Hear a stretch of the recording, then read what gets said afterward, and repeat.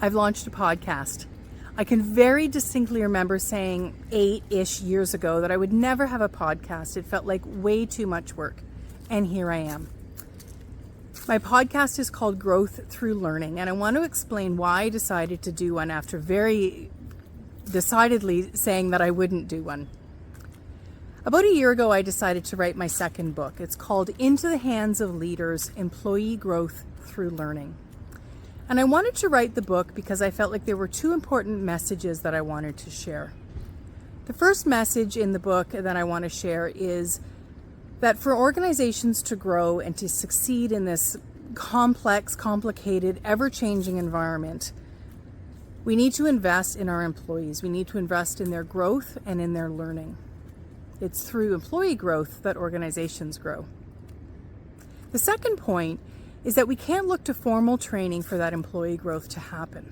We need to look at what leaders are doing in their teams and the culture that they're creating, and if it supports growth and development on an ongoing basis.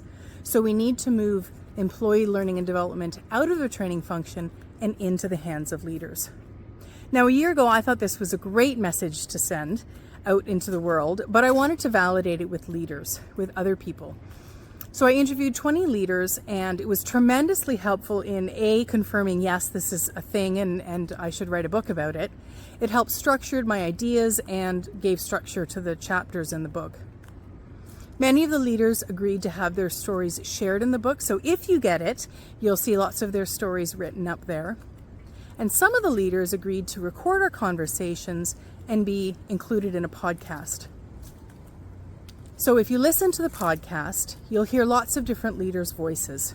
It's not me having an interview with one person, but instead the six episodes are organized around themes. So theme one, the first couple chapters are around what does it look like when an organization is really focused on output above all else. So they're focused on getting short-term results ahead of investing in their employees' development and growth.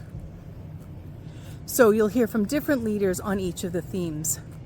You might hear from Robin and Chantel and Linda in the first episode. And then the second episode, you'll hear from different people, maybe Robin again and other leaders again, but there'll be different voices that you'll hear each time. So I thought it was a really creative way of putting together a podcast. My producer, Mary, suggested it. And I'm curious to hear what you think when you have a listen.